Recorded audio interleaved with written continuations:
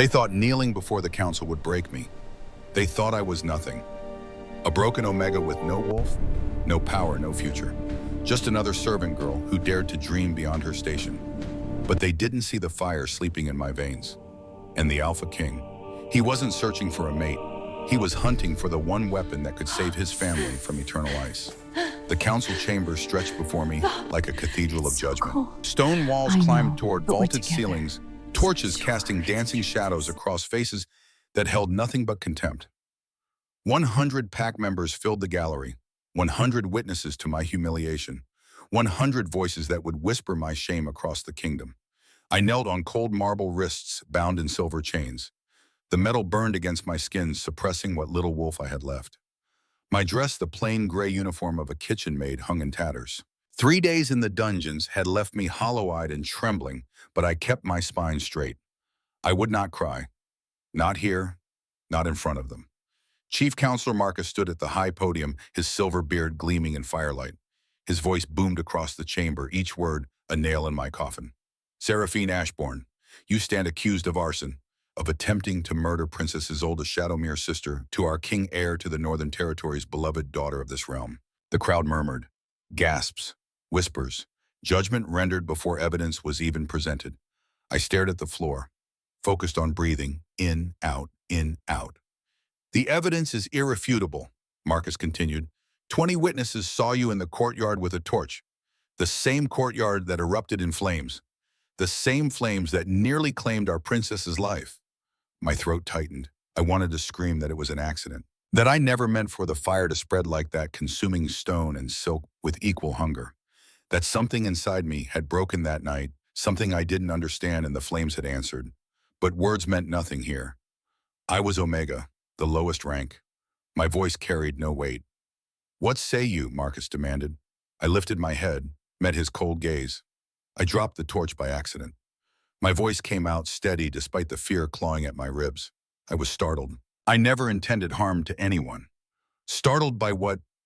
Heat crept up my neck. The memory of that night crashed over me like a wave. Cassian's laugh. Isolde's red lips curved in triumph. The casual cruelty of his words. I saw something. Someone. It shocked me. Convenient, Marcus sneered. You expect this council to believe. The doors at the far end of the chamber exploded open. Silence fell like a blade, every head turned, every breath held. He strode through those doors like vengeance given form. King Theron, Shadowmere. 6.5 feet of pure alpha dominance wrapped in a black suit that cost more than most wolves earned in a year. Dark hair swept back from a face carved from shadow and starlight. A scar cut through his left eyebrow, a reminder of battles won and enemies destroyed. His eyes, normally obsidian black, glowed with golden wolf fire. The air pressure changed. Wolves in the gallery bowed their heads instinctively, unable to meet the weight of his aura. Even Marcus took a step back. Theron's gaze swept the room, cataloging, assessing, judging. Then his eyes found me. Everything stopped. I couldn't breathe, couldn't move, couldn't think beyond the sudden, overwhelming presence of him filling every corner of my awareness. He walked toward me. Each footfall echoed against marble like a heartbeat, like a countdown, like fate itself moving into position. And as he passed, his scent hit me. Cedar and winter rain, and something wild, untamed, ancient. It wrapped around me, through me, waking parts of myself I thought long dead. My dormant wolf stirred for the first time in years. Heat spread through my chest, not painful, not frightening, just there, present, real. Theron stopped beside the podium, turned to face the council. His jaw was granite, his posture absolute authority. Proceed, he said quietly. Marcus fumbled with his papers. Your Majesty, this Omega is accused of. I heard the charges. Theron's voice cut through the stammering like a knife. Present your evidence. Marcus gestured to the guards. They brought forward witnesses, servants who had been in the courtyard that night. Each one repeated the same story. Seraphine Ashbourne was seen with a torch. The fire began where she stood. Princess Isolde barely escaped with her life. I listened to my own condemnation and felt nothing. Numbness had set in. Acceptance. This was how my story would end. In chains. In shame.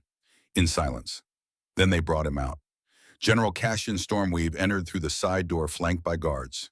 still in his military uniform despite being under arrest for minor charges, still carrying himself with the arrogance of a man who believed the world owed him everything. My fated mate, the one the moon goddess herself had chosen for me, the one who destroyed me. He was beautiful. I had always thought that even now. Golden hair that caught the light, broad shoulders that spoke of strength and protection, blue eyes that once looked at me with something I mistook for love. Those same eyes now held nothing but disdain. General Stormweave, Marcus intoned, you have intimate knowledge of the accused. Please share your testimony. Cassian stepped forward, didn't look at me, didn't acknowledge my existence beyond what was necessary for his performance. Your honors, his voice rang clear across the chamber. Confident, compelling. I have known Seraphine Ashbourne for 2 years. We share a fated bond, yes, but I have told her repeatedly that I do not want her.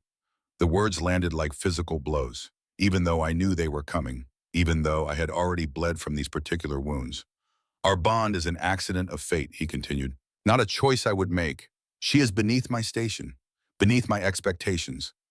I remained tied to her only out of pity, out of fear that if I rejected the bond outright, she would do something desperate. Murmurs rippled through the crowd, sympathetic looks aimed at Cassian. Poor General saddled with such an unworthy mate.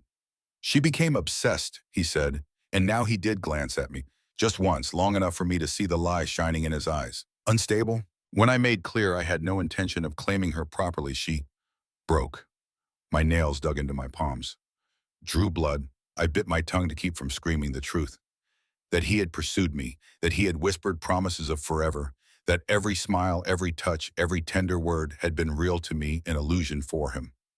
I believe, Cassian said solemnly, that Seraphine set that fire deliberately, that she knew Princess Isolde was in the courtyard, that she intended murder out of jealous rage. No. That is a lie. The words tore from my throat before I could stop them. I surged against my chains, silver burning my wrists. You know it was an accident, you know. Silence, Marcus bellowed. You will speak when spoken to. But I couldn't stop. 2 years of suppressed rage and grief and betrayal came pouring out. He's lying. He told me he loved me. A guard backhanded me across the face. My head snapped sideways. Blood filled my mouth. The crowd gasped, but no one intervened. This was justice in their eyes. An Omega who dared speak out of turn deserved whatever punishment came. I slumped in my chains, tasting copper and defeat. As you can see, Cassian said smoothly, she is unstable. Your honors, I believe the only appropriate sentence is death, for the safety of the pack, for justice for our beloved princess. Marcus nodded gravely. The council agrees. Seraphine Ashbourne, you are sentenced to no. One word, spoken quietly, but it silenced the entire chamber. Theron moved. In 3 strides, he crossed the space between the podium and where I knelt. I didn't have time to react, to breathe, to do anything except feel his hand close around my throat. The crowd gasped. Shock rippled outward in waves. His grip was firm, visible, theatrical, but not painful. His thumb rested against my pulse point, feeling my heart race beneath his touch. I froze.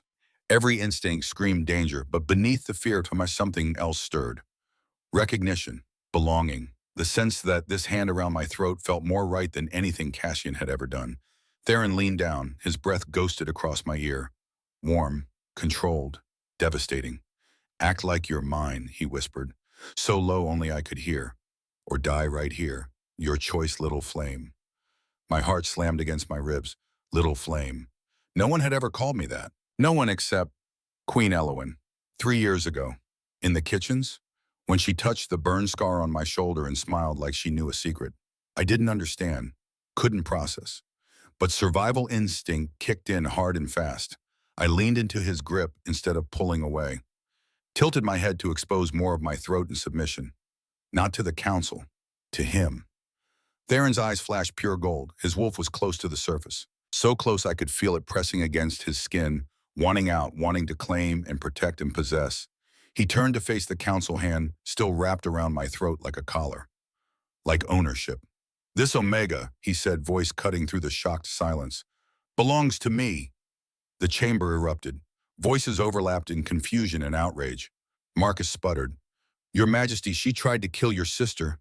My sister was never in danger. Only the fire boom was an accident caused by a broken fated bond. Theron's tone could have frozen hellfire. General Stormweave just admitted to publicly humiliating his mate, to telling her he didn't want her, to driving her to desperation, and you wonder why she lost control. Cassian's face went pale. Your Majesty, I was only being honest. You were being cruel. Theron's gaze fixed on Cassian like a predator sighting prey. You violated the sacred laws of fated bonds. You abused your mate in full view of pack witnesses. That is the only crime I see here. But the fire will be investigated properly, without bias, without predetermined outcomes. Theron's fingers tightened just slightly against my throat, possessive, claiming, "This Omega is under my protection now. She is mine. Anyone who touches her answers to me. Anyone who harms her dies by my hand." The promise in those words sent shivers down my spine. Not fear, something else entirely. Marcus tried again. "Your Majesty, with all respect, this is highly irregular. I am your king." Theron's voice dropped to something soft and deadly. "I do not require your permission. I am informing you of my decision. Seraphine Ashbourne is mine. The fire was an accident. General Stormweave will be investigated for bond abuse and perjury." He turned his head, looked down at me. Those burning golden eyes met mine, and I saw something flicker in their depths. Not cruelty, not possession, desperation. He needed me, truly needed me, for something beyond this moment, beyond this trial, beyond anything I could comprehend. "You will release her," Theron commanded. "Now." Guards scrambled to obey. Silver chains fell away from my wrists. The burns they left behind throbbed, but I barely felt them. I was too focused on the hand still resting against my throat, on the heat of him, on the impossible reality that the AlphaKing himself had just claimed me in front of the entire council. Theron pulled me to my feet. I swayed weak from days without food, and his other arm came around my waist, steadying me, supporting me, making sure everyone could see exactly what I meant to him. "Come," he said, still quiet, still controlled, still absolutely terrifying in his authority. He led me toward the doors. Every eye tracked our movement. I could feel their judgment, their confusion, their envy. Whispers followed in our wake like hungry ghosts. Just before we reached the exit, Theron paused, looked back at Cassian. "General Stormweave, you are hereby stripped of your rank pending investigation into charges of fated bond abuse, public humiliation of a mate, and perjury before the council. You will be held in confinement until trial." Cassian's face went white, then red. Fury twisted his handsome features into something ugly. "You can't. This is because you want her. You're protecting her because she is mine." Theron's voice was soft as silk and sharp as broken glass. "And I protect what's mine." The doors closed behind us. The hallway beyond was blessedly empty, cool stone, flickering torches, the distant sound of running water. Silence wrapped around us like a blanket after the chaos of the trial. Theron didn't release me. His hand slipped from my throat to my elbow, guiding me forward. We walked in silence, our footsteps echoing in perfect rhythm. Finally, I found my voice. "Why?" He didn't answer immediately. Just kept walking, kept that firm grip on my arm, like he was afraid I might disappear if he let go. "Why did you save me?" I tried again. "I'm nobody, just a kitchen maid, just a broken Omega who can't even shift properly." "Why would you?" "Because I need you." The words were simple, honest, devastating. I stopped walking, forced him to stop too, turned to face him fully for the first time. Up close, he was even more overwhelming. Taller, broader, eyes that seemed to see straight through skin and bone to the terrified, confused, desperate woman beneath. "Need me for what?" His jaw tightened. A muscle ticked in his cheek. For a long moment, he just stared at me, and I saw a war raging behind those eyes. Truth versus necessity. Honesty versus strategy. "I can't tell you yet," he said finally. "But I swear on my crown, on my pack, on everything I am. I will explain soon." "That's not—" "I know." He lifted his hand, hesitated, then gently tucked a strand of blood-matted hair behind my ear. The tenderness of the gesture made my throat tight. "I'm asking you to trust me. I know I have no right. I know you have every reason to hate all-powerful males after what Cassian did.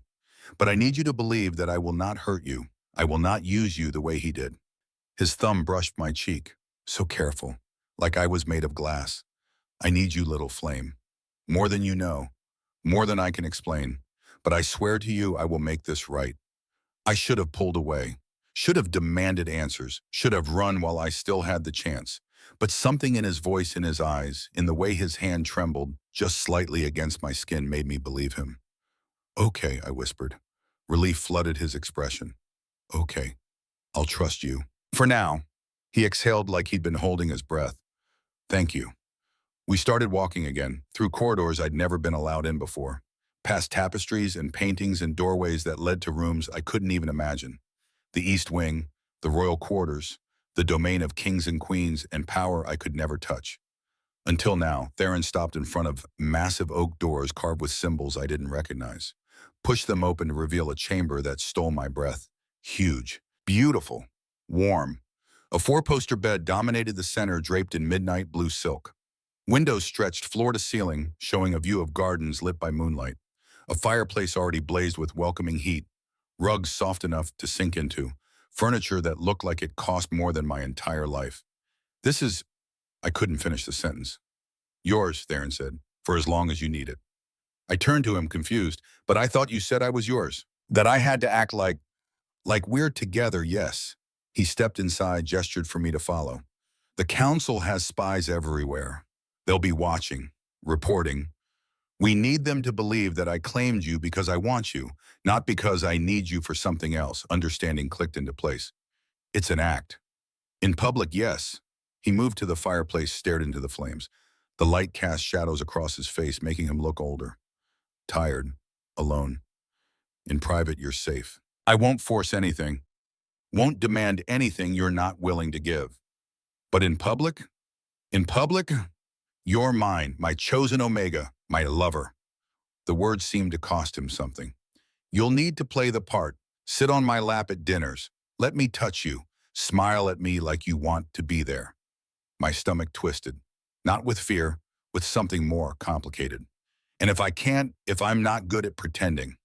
He turned to face me, crossed the space between us in two strides, lifted my chin with one finger, forcing me to meet his burning gaze.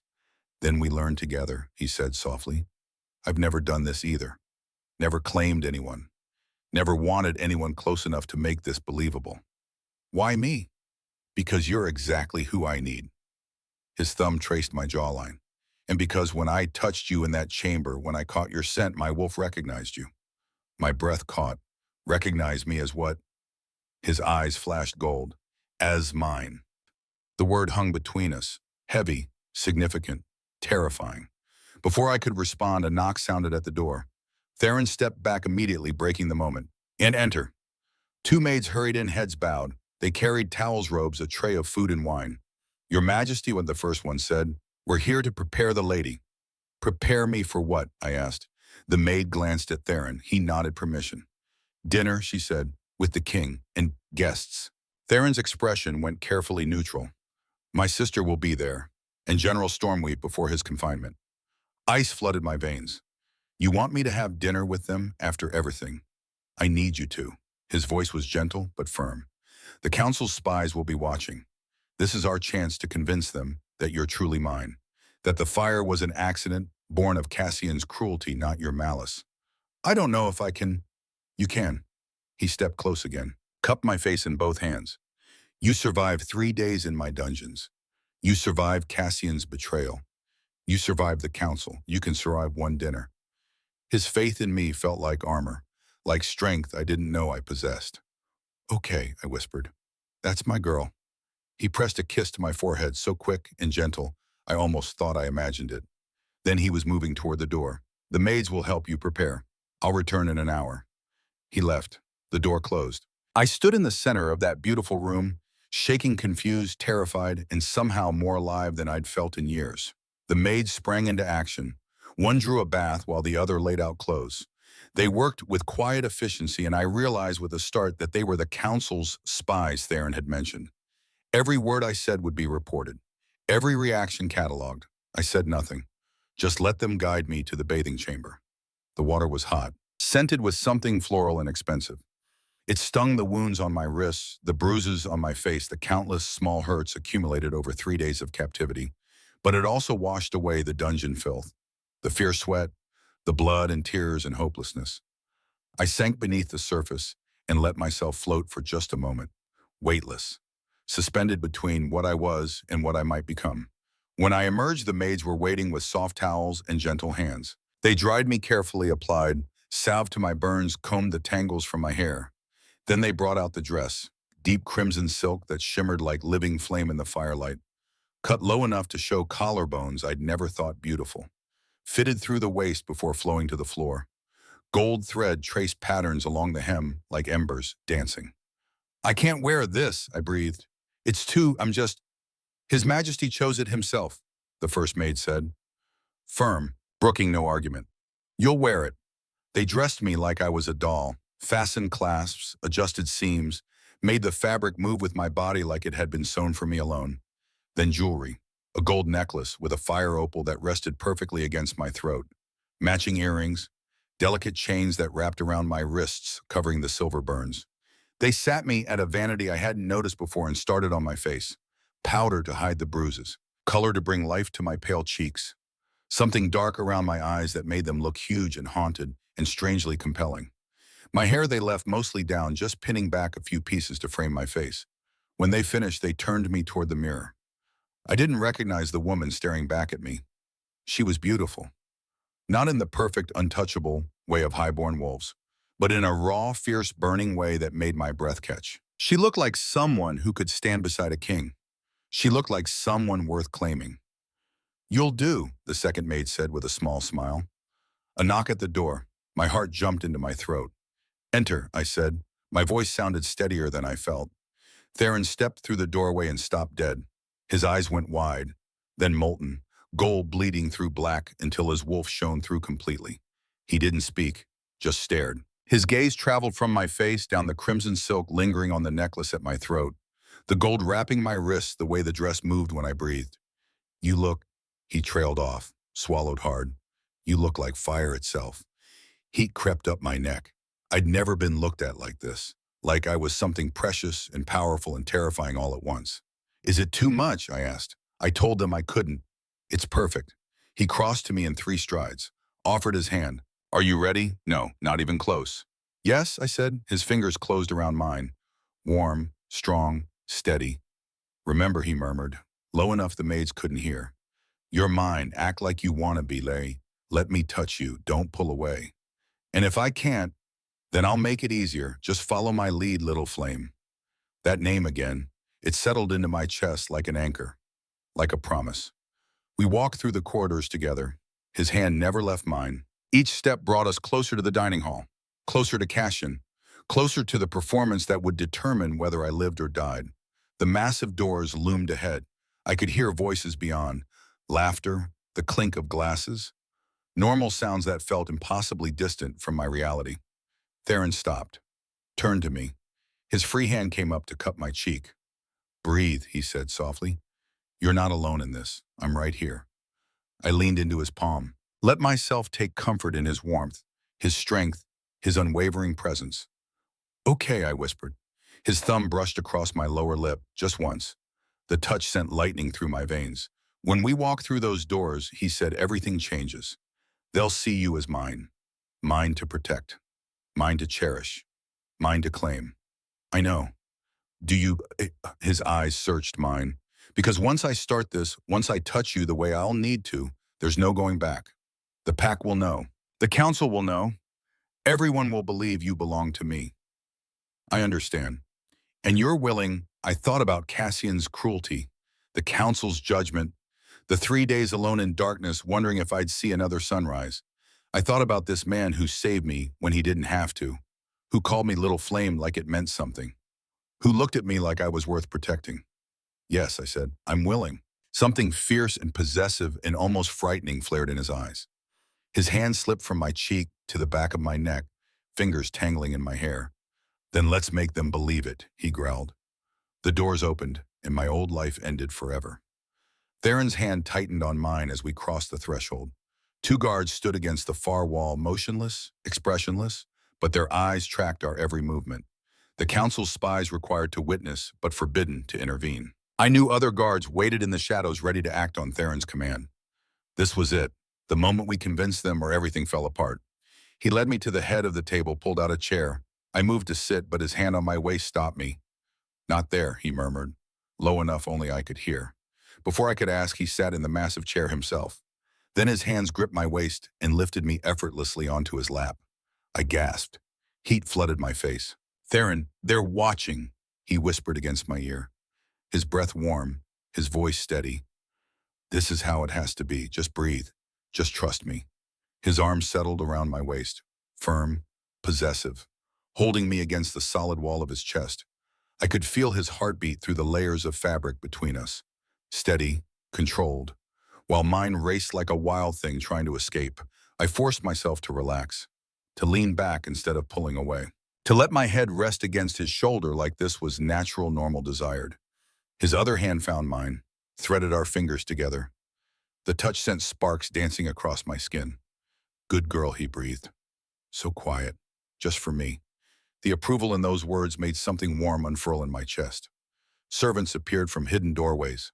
They brought wine, first filling crystal glasses with deep red liquid, then bread still steaming from the ovens. Butter and honey and preserves in small dishes. Theron reached for a piece of bread, tore it in half, spread honey across the soft interior with deliberate slowness. Then he brought it to my lips. "Eat," he said, still quiet, still commanding. I opened my mouth, let him feed me. The bread was warm and sweet and melted on my tongue. I should have felt humiliated, infantilized, reduced. Instead, I felt cared for, protected, precious. His eyes never left my face as I chewed and swallowed, watching, memorizing, like I was the most fascinating thing in his entire kingdom. "More," I nodded, couldn't seem to find words. He fed me another piece, then took one for himself. The intimacy of sharing food this way, of his fingers brushing my lips, of our breath mingling in the space between us, made the rest of the room fade to nothing. Until the doors opened again, I stiffened, felt Theron's arm tighten around me in response. Princess Isolde swept in first. Black silk dress that clung to her perfect figure. Dark hair cascading in waves down her back. Red lips curved in something that might have been a smile if it had reached her eyes. She was beautiful. The kind of beautiful that made mortal wolves look away, unable to bear the comparison. Behind her walked Cassian. My breath caught. Painful. Sharp. He wore civilian clothes instead of his uniform. Simple shirt and dark trousers. No rank insignia, no medals. The visible proof of his fall from grace. But he still carried himself like a general. Shoulders back, head high. Every inch the warrior who had once been the kingdom's pride, Sonea. His eyes found me immediately. Widened, then narrowed with something dark and furious. I couldn't look away. Couldn't breathe. The man who had whispered promises in my ear, who had held me through nightmares, who had made me believe I was worthy of love, stood there hating me for crimes I didn't commit. Theron's hand cupped my jaw, turned my face away from Cassian, toward him. "Look at me," he commanded, soft but absolute. Not him, me. I met those burning golden eyes and felt the world steady. "He doesn't matter anymore," Theron said, loud enough to carry. "You're mine now." The claim echoed through the hall, deliberate, public, unquestionable. Isolde took her seat with fluid grace. Cassian sat beside her, jaw clenched so tight I could see the muscle jumping. More food arrived. Roasted meat that fell off the bone. Vegetables glazed with butter and herbs. Potatoes mashed to silk, enough to feed 20 people, presented for 4. Theron cut a piece of meat, brought it to my mouth. I ate, barely tasted it, too aware of Cassian's glare burning into my skin. "Wine," Theron offered. I nodded. He lifted the glass to my lips. "Let me sip." The rich taste spread across my tongue, warming me from the inside out. Across the table, Isolde reached for her own glass. Her fingers brushed Cassian's hand. Deliberate, calculated, he smiled at her. That same smile he used to give me. My chest tightened. Not with jealousy, with something colder, clearer. Recognition of exactly how disposable I had been. Isolde leaned closer to Cassian, whispered something that made him laugh. The sound cut through me like glass. I remembered that laugh, how it used to feel like sunshine, how I would do anything to earn it. Now it just sounded cruel. Isolde fed him a piece of fruit. He caught her wrist, pressed a kiss to her palm. They were putting on a show, just like Theron and I were, except their performance was designed to hurt, to remind me of everything I'd lost, everything I'd never really had. Theron's hand moved from my waist to my hair, fingers threading through the strands, the touch gentle, soothing. "Breathe," he murmured against my temple. "Don't give them the satisfaction." I drew a shaky breath, then another. Isolde's laugh echoed across the table. Light, musical, perfect. Brother, she said, her voice carrying easily. It's been too long since we've dined together like this. Just family. Her gaze flickered to me. Just for a second. Long enough to communicate that I would never be family. Indeed, Theron replied. His tone gave nothing away. And with such interesting company. Isolde's smile sharpened. Tell me, Seraphine, how are you finding the East Wing quite different from the servants' quarters, I imagine? The dig was subtle but unmistakable. I opened my mouth, closed it, had no idea what to say that wouldn't make everything worse. Theron answered for me. She finds it exactly as it should be. Comfortable, safe, home. That last word hit like a hammer. Home. Not guest quarters, not temporary arrangement. Home. Cassian's fork clattered against his plate. Your Majesty, if I may speak freely, you may not. Theron's voice could have cut steel. You are here as a courtesy before your confinement. I suggest you use this time wisely. In silence. Red crept up Cassian's neck, his hands fisted on the table, but he said nothing. The meal continued in tense quiet. Theron kept feeding me small bites, kept touching me, his hands never straying to anything inappropriate, but never absent either. A brush of fingers against my arm, a palm on my thigh, his cheek resting against my hair. Every touch felt like a brand, a claim, a declaration. And despite everything, despite the performance, despite knowing this was all strategy, my body responded. Heat pooled low in my belly. My skin became hypersensitive, aware of every point of contact. The mate bond, growing stronger with proximity, with touch, no, not mate bond. Cassian was my fated mate, and I felt nothing when I looked at him now. This was something else, something I didn't understand. Isolde and Cassian's flirtation grew bolder. She sat practically in his lap now, his arm around her waist, their heads bent together, sharing whispered secrets and intimate smiles. It should have destroyed me, should have made me weep with loss. Instead, I felt nothing, empty, like watching strangers perform a play I'd already seen. Theron must have sensed my detachment. His hand slid from my hair to cup the back of my neck, the touch proprietary. Grounding. Are you well? He asked, quiet, concerned. I turned to look at him, really look at him, the strong line of his jaw, the scar through his eyebrow that made him look dangerous, the eyes that watched me with an intensity that stole my breath. I'm fine, I whispered. His thumb stroked the sensitive skin below my ear. Liar.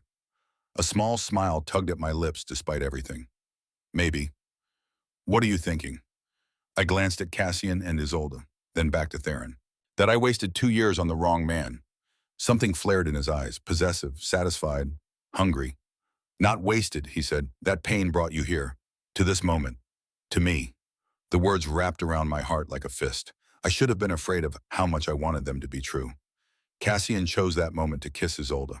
Full on the mouth, deep, claiming. His hand fisted in her hair the way he used to grip mine.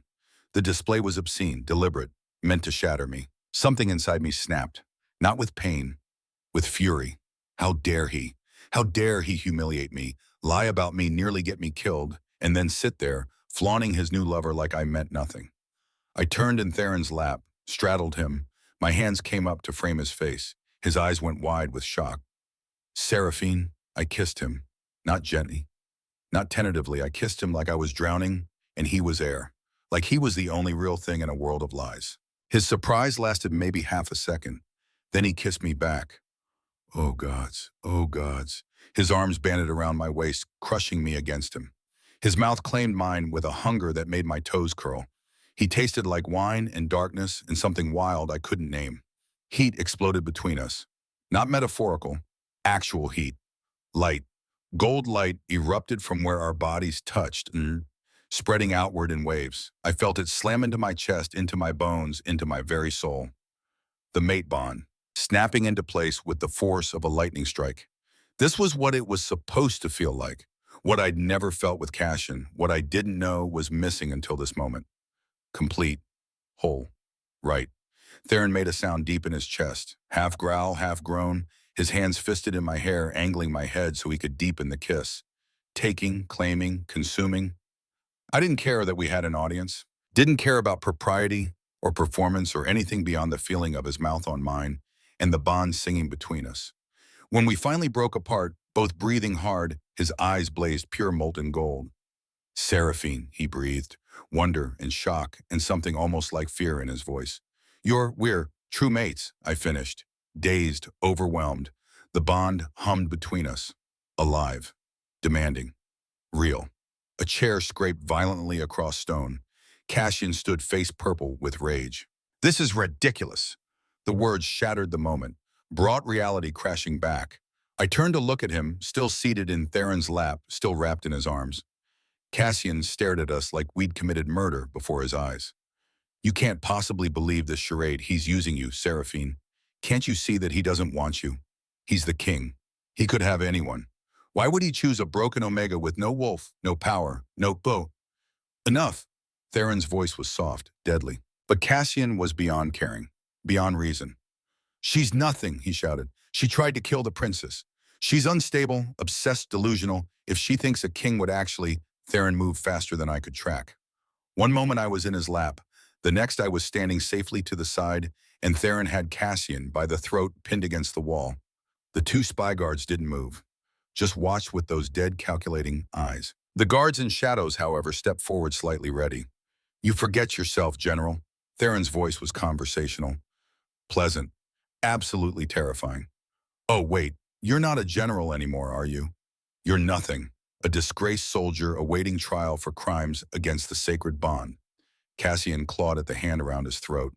I saved her life during the Ice Wolf attack. I pulled her from the frozen ground. She would have died without me. And you've held that over her head ever since, haven't you? Theron's eyes glowed. Used her gratitude as a leash. Made her believe she owed you love because you performed your duty as a soldier. I did love her, Cassian's voice broke. Desperate. I tried, but she's so weak, so pathetic, so magnificent. Theron released him, stepped back, adjusted his cuffs with deliberate calm. She is magnificent, and you were too blind to see it. That is not her failure. That is yours. He turned his back on Cassian, dismissive, final. Guards, he said mildly. The ones from the shadows step fully into view now. I believe the former general has had enough dinner. Take him to his quarters. He will stand trial at dawn, 2 days hence. The guards grabbed Cassian by the arms. Wait, he said, then louder. Wait, you can't do this. I have rights. I demand to speak before the council. You'll have your chance, Theron said, at trial, where you will answer for every lie you told, every moment of pain you caused, every law you broke. Cassian fought against the guard's grip, looked at me with something that might have been desperation. Seraphine, please tell them. Tell them I loved you, that we were happy, that this is all a misunderstanding, please. I looked at the man who had been my whole world, who I would have died for, who I believed hung the moon and stars, and I felt nothing but pity. You never loved me, I said quietly. You loved the way I worshipped you. There's a difference. Something broke in his face. The guards dragged him toward the door. His last words echoed through the hall. You'll regret this when he's done using you, when he throws you aside. You'll remember that I was the one who truly... The door slammed shut, cutting off whatever lie he was about to tell. Silence fell heavy as a shroud. Isolde still sat at the table, wineglass in hand, expression unreadable. Theron crossed to me, cupped my face in both hands. Are you all right? I nodded, couldn't seem to find words. His thumb brushed away a tear I hadn't realized had fallen. You did perfectly. So perfectly. The two council spy guards remained at their posts, still watching, still recording every moment to report back. Theron pulled me close, rested his forehead against mine. This changes things, he murmured, too low for anyone else to hear. The true mate bond, I didn't expect, I thought it was just chemistry, just attraction. But this is real. I know, I whispered back. We need to talk, really talk, but not here, not now. I understood. The guards, the performance, the eyes always watching. He pressed a kiss to my forehead. Go back to your chambers. Rest. I'll come to you later. What about... I glanced at Isolde. She and I have matters to discuss. Nothing that concerns you tonight. The dismissal stung, even though I knew it was for show. I curtsied, awkward, unpracticed. Your Majesty, his eyes flashed. Not anger, something else. Theron, my name is Theron, use it. Theron, I repeated. The name felt like power on my tongue. I left the dining hall acutely aware of the guard's eyes tracking my departure. My feet knew the way back to my chambers now. Through corridors I'd walked just hours ago. Everything felt different. The bond pulsed in my chest, warm, alive, tethering me to the man I'd just kissed in front of witnesses. True mates, not Cassian, never Cassian. Theron. The door to my chamber stood closed. I pushed it open, stepped inside, and finally let myself breathe. I made it 3 steps before my knees gave out. I sank onto the edge of the bed, shaking. Not from fear, from sheer overwhelming emotion. Everything that had happened in the last few hours crashed over me like a wave. The trial, the claim, the transformation, the dinner, the kiss, the bond. I touched my lips, still feeling the ghost of his mouth on mine, still tasting wine and heat and promise. This was real. This was happening. The AlphaKing was my true mate, and nothing would ever be the same. I don't know how long he sat there. Time moved strangely, syrup slow and lightning fast all at once. A knock at the door made me jump. "Come in," I called. My voice sounded raw, tired. The door opened. Princess Isolde stepped through. I shot to my feet. Heart hammering, fight or flight instinct screaming. She closed the door softly behind her, studied me with those calculating dark eyes. "You look terrified," she observed. "Good, you should be." My hands fisted at my sides. "If you've come to gloat, I've come to apologize." The words stopped me cold. "What?" Isolde moved to the small table near the window, set down a bottle of wine and 2 glasses she'd been carrying, poured generous amounts into both. "Sit," she said, not a command. A request. I didn't move. "I don't understand." "I know, that's why I'm here." She picked up both glasses, held one out to me. "Please sit, drink, and let me explain." This had to be a trap, some kind of trick to get me to confess something, incriminate myself, give her ammunition against Theron. But curiosity won over caution. I crossed to the table, took the offered glass, sat stiffly in one of the chairs. Isolde took the other, raised her glass to her lips and drank deeply. Proof it wasn't poisoned, I supposed. I sipped. Mine, the wine was rich, complex, expensive. It burned pleasantly down my throat. "I am not your enemy," Isolde said finally. "Though I imagine that's difficult to believe, given everything that's happened." "You seduced my mate," I said flatly. "You were with him in that courtyard. You let him humiliate me in front of half the staff."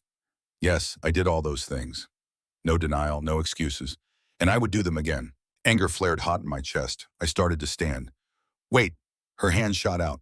Didn't touch me, just hovered, pleading. "Please, let me finish." Something in her voice made me hesitate, sink back into the chair. Isolde withdrew her hand, took another long drink of wine. When she spoke again, her voice was quieter, almost gentle. "What I'm about to tell you cannot leave this room. If the council knew, if anyone outside this family knew, it would mean death. For me, for Theron. For others who are innocent and helpless and depending on us." My mouth went dry. "I don't understand." "You will." She set down her glass, folded her hands in her lap. 5 years ago, during the Ice Wolf attack that nearly destroyed this kingdom, my mother and brother were killed. Or so everyone believes. I nodded slowly. Everyone knew that story. The tragedy that had made Theron king. That had elevated Cassian from grunt soldier to general when he saved people from the ice. "They're not dead," Isolde said. The world tilted. "What?" "They're not dead. They're frozen, trapped in ice that won't melt, cursed by the Ice Wolf's dying breath to sleep until fire strong enough to rival his ice can break the spell." I stared at her, waiting for the punchline, the cruel joke, the trap. Her expression remained serious, sad, ancient. "The Ice Wolf," she continued, "was not some external threat. He was Prince Lucien Shadowmere, my oldest brother, Theron's twin." The wine glass slipped from my numb fingers, shattered on the floor. Red liquid spread like blood across pale stone. Neither of us moved to clean it. "Lucien and Theron were born 10 minutes apart," Isolde said. "Twins, identical in every way except one. Lucien had ice magic, elemental power, something that hadn't manifested in our bloodline for centuries." My voice came out as a whisper. "What does this have to do with me?" "Everything." Her eyes bored into mine. "When Lucien came of age, our mother had to choose which twin would be heir. Tradition said the firstborn, but Lucien's power frightened her, made her believe he was dangerous, unstable. So she chose Theron. I could see where this was going, could feel the tragedy building like a storm. "Lucien didn't take it well," Isolde said. "He felt betrayed, rejected. On the day of Theron's coronation, he lost control. Ice exploded from him, froze half the palace. killed dozens. Theron fought him, wounded him badly, and with his dying breath, Lucian cursed our mother and 7 innocent children. Tears streamed down Isolde's face now. She made no move to wipe them away. He froze them, not dead, suspended. And before the ice claimed our mother completely, she told Theron something, a secret she'd been keeping, about a kitchen maid with fire in her blood. My hand went to my shoulder, to the burn scar I'd carried since childhood. Fire and ice are opposites, Isolde said. Elemental magic is rare. 1 in a million wolves carry it, but those who do possess power beyond normal comprehension. Our mother recognized your fire. She saw it when she visited the kitchens, saw the way flames bent toward you, the way your skin never burned no matter how close you got to the heat. That's impossible, I breathed. I'm just Omega. I can't even shift properly. I have no power. Your power is sealed. Isolde leaned forward, intent. Locked away by trauma, by fear. By years of being told you were broken, but it's there. Sleeping, waiting. Waiting for what? For heartbreak. Her voice was gentle, apologetic. Elemental magic awakens through extreme emotion. Joy, rage, terror, love. But the strongest catalyst is betrayal, is grief, is pain so deep it cracks the soul open. Understanding crashed over me like ice water. You planned it, I said. Numb. The courtyard. Cassian. All of it. Yes. No hesitation. I seduced Cassian. Made sure he fell for me. Made sure you would see us together. Made sure his words would cut deep enough to break you, and when you broke, when your heart shattered, the fire came. I shot to my feet. The chair clattered backward. You used me. You manipulated me. You destroyed my life to wake some power I didn't even know I had. Yes. She stood too, met my fury with calm acceptance. I did all those things, and I would do them again. Because 7 children are frozen beneath this palace. Innocent, helpless, trapped between life and death. And my mother who raised me, who loved me, who made one terrible choice out of fear is frozen beside them. Her voice broke. I would sacrifice anything, anyone, even myself, to save them. Wouldn't you? I wanted to say no, wanted to rage and scream and reject everything she was saying, but I thought of those 7 children, frozen, aware but unable to move, unable to speak, trapped in ice for 5 years. Yes, I whispered. I would. Isolde's shoulders sagged with relief. Then you understand, Theron and I have been searching for you for years. The kitchen made with fire. When Mother told us about you, we didn't even have your name, just your description. It took time to find you, to confirm, to plan. Cassian was always ambitious, always hungry for power. When we promoted him to general, when I showed interest, he forgot you existed. It was almost too easy. Disgust colored her tone. He was supposed to hurt you, not destroy you, not lie before the council. That part went too far. Why didn't you stop him? I tried, but by the time I realized how deep his lies went, you were already sentenced to death. She moved closer, carefully, like approaching a wounded animal. That's why Theron intervened. That's why he claimed you. That's why we need you alive. To break the curse. Yes, your fire awakened by heartbreak is the only thing powerful enough to melt Lucien's ice, to free our mother, to save those children. She took my hands in hers. Please, I know I have no right to ask. I know what we did was unforgivable, but please help us save them. I looked down at our joined hands, hers pale and perfect, mine scarred and trembling. I don't know how, I said. I barely felt the fire that night. I don't know how to control it, how to use it, how to do what you need. We'll teach you. Theron will teach you. We have time. Do we? I met her eyes. The council is suspicious. Cassian will go to trial. How long before they start asking questions about why the king really claimed me? Long enough, Isolde squeezed my hands. If you're willing to help. I thought of Queen Elowen, the kind woman who had visited me in the kitchens, who had smiled at me like I mattered, who had recognized something in me I couldn't see. I thought of children I'd never met, frozen, suffering, waiting for rescue that might never come. I thought of Theron, the mate bond pulsing warm in my chest, the man who had saved me, who looked at me like I was fire itself. I'll help, I said. I don't know if I can do what you need, but I'll try. Isolde pulled me into a hug, fierce, desperate. Thank you. Thank you. The door burst open. We jumped apart, guilt written across both our faces. Theron stood in the doorway. His eyes swept the scene. The spilled wine, the tears on his sister's face, the way we stood close enough to have been embracing. Isolde, he said, his voice carefully neutral. What are you doing here, telling her the truth? Isolde lifted her chin, defiant. She deserves to know. His jaw tightened. We discussed this. You were going to wait, keep her in the dark. Let her trust you before revealing how we used her. Isolde's voice was sharp.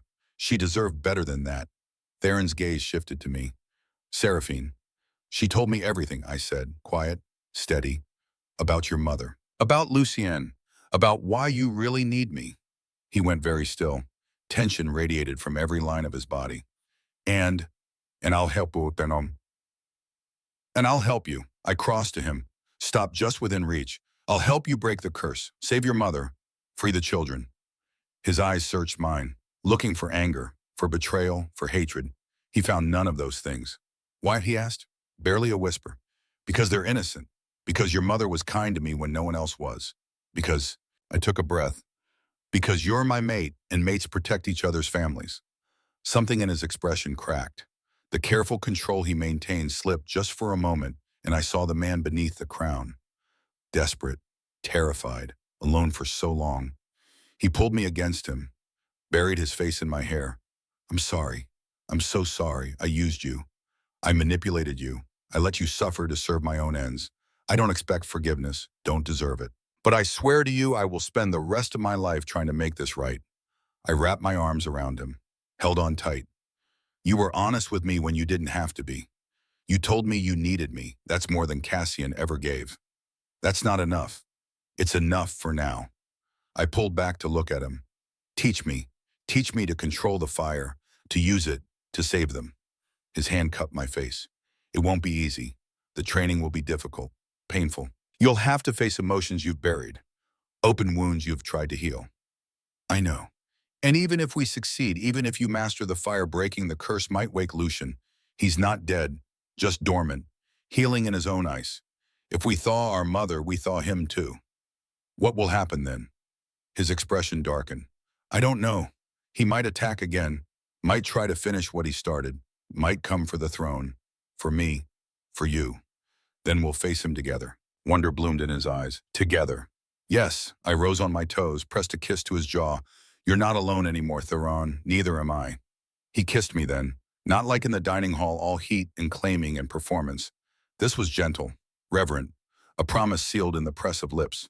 When we parted, Isolde was gone, slipped away silently to give us privacy. Theron rested his forehead against mine. Cassian's trial will be held the day after tomorrow at dawn. The council will demand swift justice. Once he's dealt with, we can begin your training in earnest. 2 days, I said. That's not much time. It will have to be. His eyes glowed gold. After he's exiled, you'll have 2 weeks to master your fire. Then we attempt to break the curse. Ice slid down my spine. And if I'm not ready, then we wait. But the council grows impatient. They'll want proof that my claim on you serves the kingdom. We can't delay forever. I thought I would feel satisfaction knowing Cassian would face justice. Instead, I just felt tired. I don't want revenge, I said quietly. I just want to be free of him. To move forward, to focus on what matters. Theron's thumb brushed my cheek. You're extraordinary. You know that. I'm really not. You are. He kissed my forehead. Most wolves would want blood, would demand his head. But you just want peace. Is that weak? It's strength beyond anything I've ever seen. He pulled back, took my hands. I need to go. Deal with the aftermath of tonight. Make sure Cassian is secured. Speak with the council, but I'll come back. Tomorrow. And every day after, I promise. I'll be here. He kissed me one more time, lingering, reluctant to leave. Then he stepped back, toward the door, toward duty and crown and the weight of a kingdom. At the threshold, he paused, looked back. Seraphine? Yes. Thank you for being willing to help, for not hating me, for everything.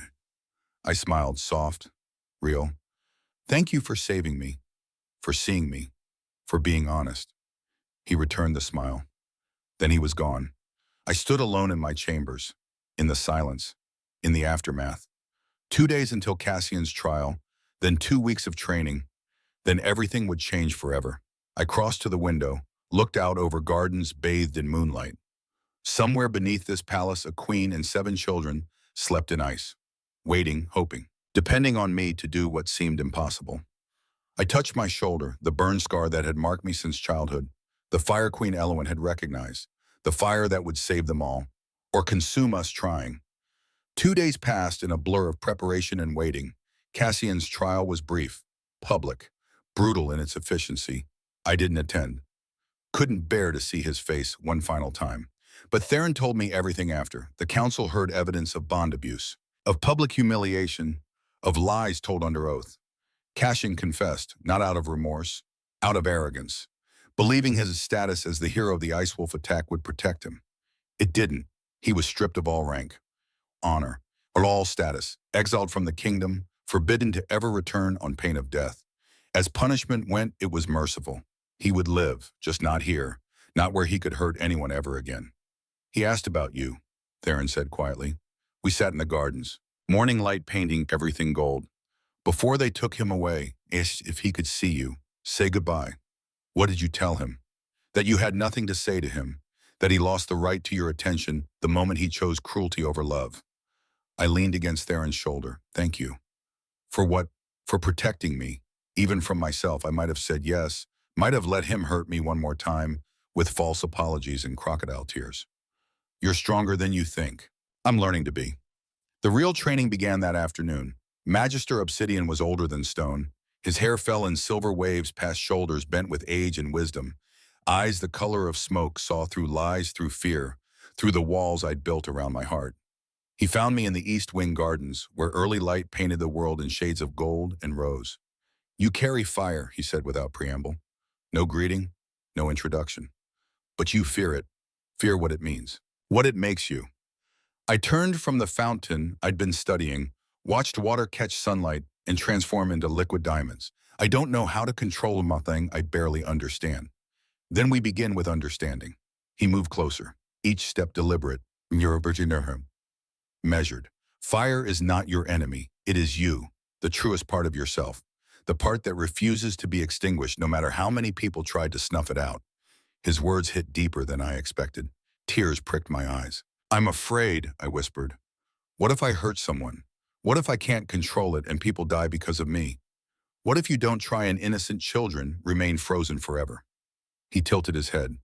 Fear of power is just another caged child, and you have lived in cages long enough. Truth resonated through my bones. How do I start? He smiled. Rare, genuine. You already have. The first lesson was simple, brutal, devastating. Feel, not think, not rationalize, not control, just feel. Magister Obsidian had me sit in the center of the garden. Stone beneath me, sky above. Nothing between me and the raw ache of emotion I'd been suppressing for years. Remember the courtyard, he said, the moment the fire came. What did you feel? I closed my eyes, let the memory rise. Cassian's laugh, Isolde's red lips, words that cut like knives. Betrayal, I breathed. Pain, like my heart was being torn out. Good, stay with it. Don't run from the pain. Let it exist. Heat built in my chest, uncomfortable. Growing. The burn scar on my shoulder throbbed. What else? Rage. The word came out harsh, jagged. Fury that he could do this to me, that I meant so little, that 2 years of my life were nothing but a lie. The heat intensified, spread down my arms, into my fingertips, more. I wanted to burn him. The admission felt like confession, like sin. I wanted to burn the whole world for making me believe I was broken when I was just suppressed. Fire erupted from my hands, small, flickering, red gold flames that danced across my palms without burning. I gasped, opened my eyes. Magister Obsidian watched with satisfaction. There, you see, the fire answers emotion, honest emotion. Not the feelings you think you should have, the ones you actually feel. The flames died as quickly as they came, left my hands tingling, warm.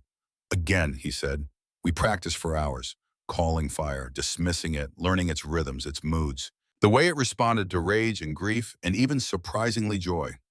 By midday, I could summon flames at will. Small ones, controlled ones. Nothing like the wild inferno that had consumed the courtyard. But it was a start. Theron found me in the afternoon, exhausted, hands shaking from exertion, but smiling. You're glowing, he said, wonder in his voice. I looked down. Faint golden light pulsed beneath my skin, visible through fabric, through flesh. The fire is integrating, Magister Obsidian explained, becoming part of her instead of something separate.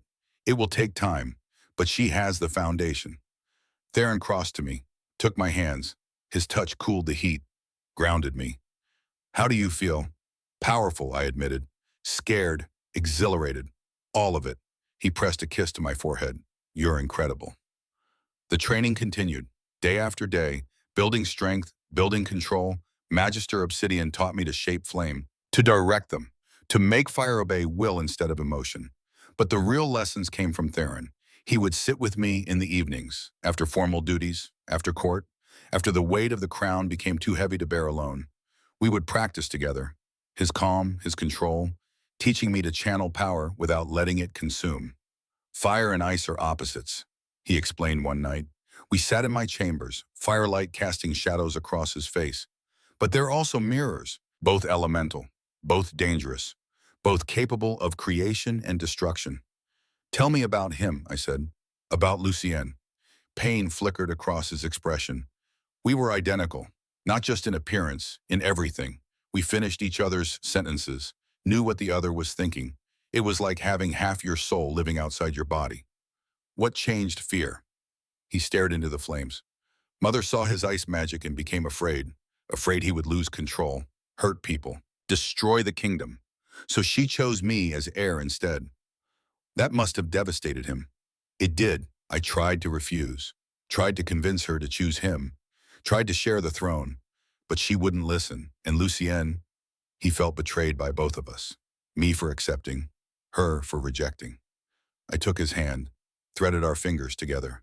It wasn't your fault. Wasn't it? He looked at me, eyes haunted.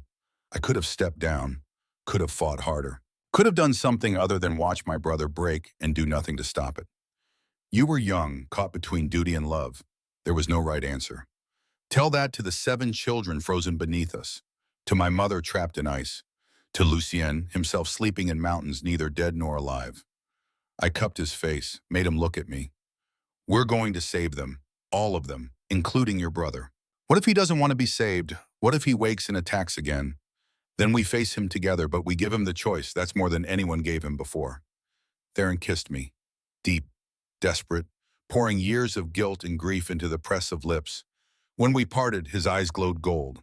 The mate bond pulsed strong between us. I don't deserve you, he whispered. Maybe not, but you have me anyway. The second week of training intensified. Magister Obsidian pushed me harder, made me summon bigger flames, hotter flames, flames that could melt stone. My control improved. The fire no longer scared me. It felt like coming home to a part of myself I'd forgotten existed. But one challenge remained, the hardest one. Purity. Ice born of rage can only be broken by fire born of pure emotion, Magister Obsidian explained. Right now your fire is still tainted, still mixed with anger and hurt and unhealed wounds. How do I purify it? He looked at me with ancient knowing eyes. You must sever the bond that poisons you. Cut away the connection to the man who hurt you. Only then will your fire burn clean enough to break Lucien's curse. My stomach dropped. The fated bond. With Cassian. Yes. But I thought the bond was already broken. I feel nothing for him. Nothing at all. Feeling nothing is not the same as being free. He moved closer, placed a weathered hand over my heart. The bond remains, dormant, festering, a wound that never healed properly. You must cut it out, completely, finally. How through sacrifice, through choice, through pain, dread settled cold in my bones. It will hurt. Yes, more than you can imagine. Severing a fated bond, even a broken one, is like tearing out part of your soul. But it is the only way. I thought of the children, of Queen Elowen, of everything riding on my success. When tomorrow, then the day after we attempt the thawing. Not enough time, never enough time, but it would have to be. That night I couldn't sleep. I stood at my window, watching moonlight paint the garden silver, trying to calm the terror screaming through my veins. A knock at the door. Come in, I called. Theron entered, still dressed despite the late hour, eyes shadowed with exhaustion that went soul deep. Couldn't sleep either, I asked. Haven't slept properly in 5 years. He crossed to me, wrapped his arms around my waist from behind, rested his chin on my shoulder. Every night I see their faces, hear the silence where children's laughter should be. Wonder if I'm doing enough, if I'll ever be enough. I turned in his arms, cupped his face. You are enough. You've carried this burden alone for so long, but you're not alone anymore. I'm terrified of losing you. The admission came out raw, honest. Tomorrow when you sever the bond, it could kill you. The pain could be too much. Your heart could stop. And I would have sacrificed you the same way my mother sacrificed Lucienne, choosing the many over the one I. He stopped. Couldn't finish the sentence. But I heard it anyway. You love me, I whispered. His eyes met mine. Burning gold. Yes. God's help me, I love you. I didn't mean to. Didn't want to. It makes everything so much harder. But I can't help it. You're brave and fierce and everything I never knew I needed. I kissed him. Poured everything I felt into that kiss. All the love that had been building since the moment he wrapped his hand around my throat and whispered, "Act like you're mine." "I love you too," I said against his lips. "I choose this. I choose you. I choose to risk everything because some things are worth dying for. Please don't die." His voice broke. "Please, I just found you. I can't lose you already." "You won't. I'm stronger than I look." "I know. That's what terrifies me." "You're strong enough to destroy yourself trying to save everyone else." I smiled, soft, sad. "Sounds like someone else I know." He laughed, ragged. "We're a mess. The best kind of mess." He carried me to bed, laid me down gentle, curled around me like he could protect me from what was coming just by holding tight enough. We didn't sleep, just held each other. Memorized the feeling of being together, being whole because tomorrow I would be torn apart. And we both knew some things once broken, never heal the same. Dawn came too soon. Magister Obsidian waited in the gardens, a silver bowl filled with water that reflected sky. Herbs I didn't recognize laid out in careful patterns, symbols drawn in salt around a circle of stones. "This is a sacred ritual," he explained. "Severing a fated bond requires precision, intention, absolute commitment. Once we begin, there is no stopping, no matter how much it hurts, no matter how much you want it to end. We see it through to completion, or you die trying." "I understand." "Do you?" His eyes bored into mine. "The pain will be beyond anything you've experienced, beyond torture, beyond childbirth, beyond death itself. Your soul will be ripped in two. You will beg for it to stop, beg for death, beg for anything to make it end. And if I stop, the bond remains infected, poisoning your fire, making it impossible to save the frozen ones. With no choice at all." "I'm ready." Theron stood at the edge of the circle, Isolde beside him, both pale, both terrified. "You can't help her once it begins," Magister Obsidian warned them. "No matter what she says, no matter how she screams, you must let the ritual complete." Theron's jaw clenched. "I understand." I stepped into the circle, knelt in the center, placed my hands in the bowl of water. The liquid was ice cold, burned like fire. Magister Obsidian began to chant, ancient words in a language I didn't know. The air thickened, pressure built. The symbols drawn in salt began to glow. Then the pain started. It began as a tug in my chest, uncomfortable but bearable, like someone pulling on a thread. Then the thread turned to rope. The tug became a yank. I gasped, gripped the edge of the bowl. "Stay with it," Magister Obsidian commanded. "Don't fight. Let it happen." The pulling intensified. Felt like something inside me was being dragged toward the surface, through muscle, through bone, through everything that made me myself. I screamed. The bond with Cassian, dormant and poisonous and festering, tore free. It didn't come easy. It fought, clawed, ripped pieces of my soul as it separated. I felt every moment, every fraction of an inch, every agonizing second. Blood poured from my nose, my eyes, my ears. Theron shouted my name, started toward the circle. Isolde grabbed him, held him back. "You can't let her finish." The pain escalated beyond description, beyond thought. I existed only as suffering, as agony, as the feeling of being unmade at the most fundamental level. The bond snapped free. I collapsed, screaming, shaking, bleeding from every opening. But alive, still alive. The water in the bowl turned red, then black. The fated bond severed, completely dissolving into nothing. Magister Obsidian placed his hands on my shoulders, poured golden light into my body, healing, stabilizing, keeping me from bleeding out. The pain receded, slowly, reluctantly, left me gasping, sobbing, broken. but free. Theron was there the moment the ritual ended, pulled me from the circle, held me while I shook and bled and tried to remember how to breathe. "It's done," I whispered, voice raw from screaming. "It's done." "You're insane," he said into my hair. "Completely insane. And so brave, I can't stand it." I laughed, wet, ragged. "Did it work?" Magister Obsidian studied me with those ancient eyes. "Call your fire." I lifted one trembling hand, summoned flame. The fire that appeared was different, pure, clean, white gold instead of red. It burned without heat, illuminated without consuming. "Perfect," Magister Obsidian breathed. "This is the fire that will break the curse."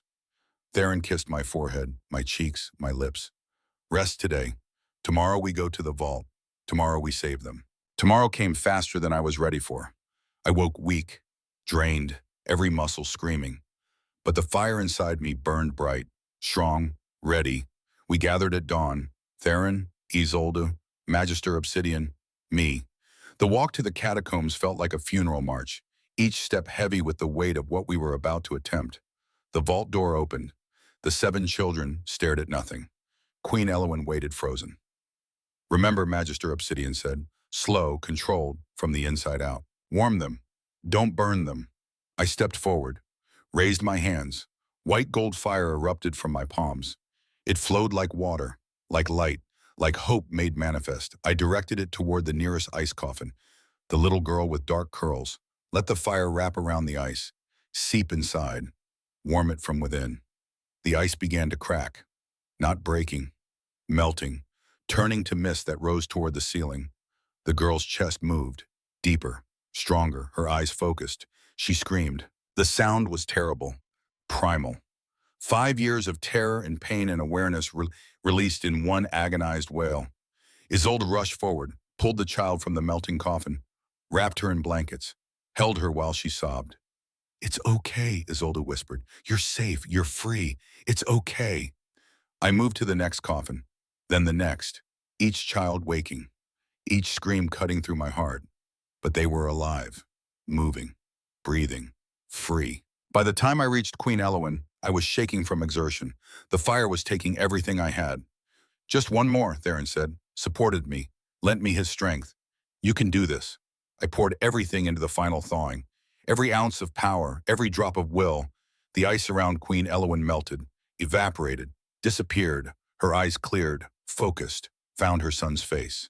"Theron," she breathed, voice rough from disuse. "My son." He collapsed beside her, pulled her into his arms, sobbed like a child. "Mother, oh God's mother, you're back.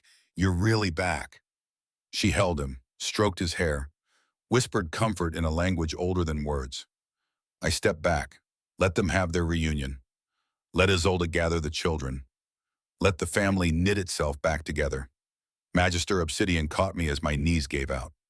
"You did it," he said, pride in his ancient voice. "You saved them all."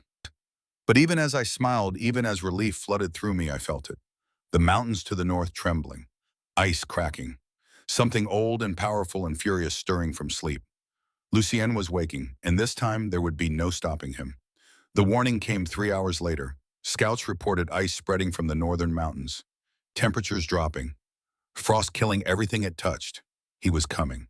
The Ice Wolf, the cursed prince, the brother who had been dormant for 5 years, coming home. We met him at the palace gates. Theron, Queen Elowyn, Isolde, me. Guards lined the walls, but they were useless. What could mortal weapons do against elemental ice? He appeared like a storm made flesh, tall as Theron, identical features, but white hair where Theron's was dark, eyes glowing crystalline blue, skin pale as death, ice spreading from every footstep, killing grass-cracking stone. The temperature plummeted. Breath turned to mist. Water froze in fountains. Lucian stopped 20 paces away, stared at his family with eyes that held nothing but rage and grief and 5 years of isolation. "You woke me," he said, voice like breaking glaciers. "After everything, after you chose him over me, after you killed me, you had the audacity to bring me back." "Lucien," Queen Elowyn stepped forward, trembling but brave. "My son, please, let us explain." "Explain," ice exploded from him, froze the ground between them, created a wall taller than a man. You rejected me, cast me aside like I was nothing. And when I lost control, when I needed help, he stabbed me. His gaze fixed on Theron, murder in those blue eyes. You were my twin, my other half. You were supposed to defend me, stand with me. But you chose her, chose the crown, chose everything that mattered more than our bond. Theron stepped forward, hands raised, peaceful. You're right, I failed you. I should have fought harder, done more. I'm sorry. Sorry, Lucian's laugh was broken glass. Sorry doesn't give me back 5 years. Sorry doesn't erase the fact that you tried to kill me. I didn't want to kill you. I wanted to stop you from killing others. I was in pain. The ice around Lucien intensified, spread faster. My magic was out of control, and instead of helping me, you all feared me, rejected me, treated me like a monster until I became one. He raised his hands. Ice formed into blades, into spears, into weapons designed for slaughter. Now you'll know what it feels like to lose everything, everyone. I'll freeze this entire kingdom, every man, every woman, every child, and you'll watch, brother. Watch and know it's your fault. The ice spears launched, straight at Queen Elwyn. I moved without thinking, stepped between the queen and death, raised my hands, white gold fire erupted, met the ice spears mid-flight, melted them to steam. Lucian's eyes widened. What? Enough! My voice rang across the courtyard. You want to kill innocents because you're in pain. You want to destroy everything because you were rejected. That makes you exactly what they feared. Exactly what you're trying to prove you're not. He stared at me, shocked that anyone dared interrupt. I know what it's like, I continued. Stepped closer, fire dancing in my palms. To be cast aside, rejected. Told you're not enough, I was broken Omega. Fated mate who wasn't wanted. I spent years believing I deserved nothing. Another step. But you know what I learned? The people who rejected me were wrong. Just like the people who rejected you were wrong. You are not your worst moment. You are not your pain. You are not the monster they feared. Lucien's ice faltered, cracked, melted at the edges. You're a brother who was hurt by the people who should have protected him. A son who deserved better. A man who lost control of power that scared him as much as it scared everyone else. Tears froze on his cheeks. They chose him over me. I know, and that was wrong. It was so wrong. I lowered my hands, let the fire dim. But destroying them won't heal that wound, won't make you feel better. It will just create more pain, more loss, more people carrying scars they didn't earn. What else am I supposed to do? His voice broke. How else do I make this stop hurting? You forgive. Queen Elwyn's voice, quiet but carrying. You let the poison out. You let us apologize. You let us try to make it right. She moved past me, knelt on frozen ground before her son. The gesture stunned everyone. Queens didn't kneel. Not to anyone. Lucien, my son, my beautiful, powerful, terrifying son. I was wrong. I let fear guide me instead of love. I chose Theron not because you were unworthy, but because I was terrified of your power. Terrified you would be hurt by it, destroyed by it. I thought I was protecting you. Tears streamed down her face, froze before they hit the ground. But I failed you, failed to see that rejection would hurt you more than any magic ever could. Failed to give you what you needed most. My trust, my faith, my belief that you were strong enough to handle your own power. She bowed her head. I am sorry, sorrier than you will ever know. And I know sorry isn't enough, can never be enough. But if you'll let me, I will spend the rest of my life proving that you matter, that you are loved, that you were always, always worthy one. Silence, the ice around Lucien trembled, wavered, started to recede. Mother, his voice was small, broken, the voice of a child who just wanted to be seen. I just wanted you to choose me. I choose you now. She looked up, met his eyes. I choose you. I choose to listen, to understand, to make amends. Please, please give me that chance. The ice shattered. Lucien dropped to his knees, sobbed into his mother's shoulder while she held him, stroked his white hair, whispered apologies and promises and love. Theron approached slowly, carefully, knelt beside them. Brother. One word, loaded with 5 years of grief. Lucien looked at him, still crying, still hurting, but the rage was gone, burned out, leaving only exhausted pain. I'm sorry too, Theron said, for everything, for not fighting hard enough, for choosing duty over family. for letting it get this far. I don't expect forgiveness. Don't deserve it. But I'm asking anyway. Lucian stared at his twin, the other half of his soul, the person who knew him better than anyone and still chose wrong. I don't forgive you, he said. Theron's face crumpled. But maybe I could, someday. If you mean it, if you really try. Hope flared in Theron's eyes. I mean it. I swear, whatever you need, however long it takes. I need, Lucian swallowed hard. I need to not feel like I'm competing for scraps of love anymore. I need to matter, to belong. Then stay. Theron's voice was urgent, desperate. Stay here, rule with me. We'll share the throne, share the kingdom, share everything the way we should have from the beginning. Lucian blinked. You would do that? Give up half your power. I'd give all of it if it meant having my brother back. Something in Lucien's expression softened, gentled. The razor edges of his pain dulling just slightly. Co-rulers like the ancient kings. Exactly like them. Fire and ice. Balance. The way it was meant to be. Theron held out his hand. What do you say? Lucian stared at the offered hand, at the brother who had hurt him, who was trying finally to make it right, slowly, carefully. He reached out, their hands clasped, and where they touched, ice and warmth met, balanced, created something new. Okay, Lucian whispered. Okay, I'll try. The brothers embraced, held each other the way they should have 5 years ago, before everything went wrong. And in that moment with mother and sons reunited, I felt something shift, the kingdom itself exhaling, releasing 5 years of held breath. Healing like thawing ice would be slow, painful, imperfect, but it would come. 6 months later, the coronation ceremony was the grandest event the kingdom had seen in generations. 2 thrones sat at the head of the great hall, one obsidian, one crystal, representing fire and ice, darkness and light, the twin kings who would rule together. Theron stood on one side, dressed in black with gold accents, crown of dark metal resting on his brow. Lucien stood on the other, dressed in white with silver accents, crown of crystal and ice. Brothers, equals, united. Between them a third throne, smaller but no less important. For me, I stood in crimson silk that shifted to gold in the light. Fire opal necklace at my throat, hair crowned with flames that didn't burn. Luna, queen, firebringer. Theron's hand found mine, squeezed, anchored me. Ready, he whispered. I looked out at the crowd, 500 pack members. The 7 children in the front row, healthy and laughing. Queen Elowin beside them. Isolde grinning, Magister Obsidian proud. Ready, I said. The high priestess stepped forward. We gather to witness the coronation of our rulers. King Theron Shadowmere the Shadow King, King Lucien Shadowmere the Frost King, and Queen Seraphine Ashbourne the Fire Queen. She placed the final crown on my head, gold and rubies and living flame woven together. Do you swear to protect this kingdom, to serve its people, to rule with wisdom and mercy and strength? I do, all 3 of us said together. Then by the power of the moon goddess and the ancient rites, I declare you crowned. Rise, rulers of the northern kingdom. We stood, together, united. The crowd erupted. Cheers, howls, celebration. Theron pulled me close, kissed me deep and claiming in front of everyone. When we parted, his eyes glowed gold. I love you, little flame. I love you too. Lucien cleared his throat. If you 2 are done, we have a kingdom to rule.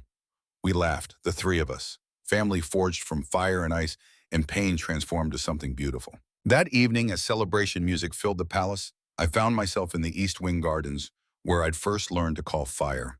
Theron joined me, wrapped his arms around me from behind. What are you thinking, Bao? That 6 months ago I was in a dungeon waiting to die, and now I turned in his arms, pressed close, let my hand rest against my belly, where our child grew still secret, still ours alone. Now I'm happy, I whispered, truly impossibly happy. He followed in my gesture, understanding dawned. Wonder, joy, fear. A baby, he breathed. Our baby. He kissed me as the stars emerged overhead, as music drifted from the palace, as our family celebrated new beginnings. Some stories don't end in tragedy. Some broken things can be made whole. Some fires, when tended with love, burn eternal. This was ours, this love, this family, this kingdom born from ashes and ice, forever.